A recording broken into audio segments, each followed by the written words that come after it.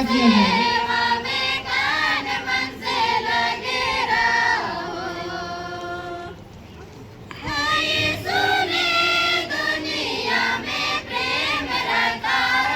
Pentecost पर dance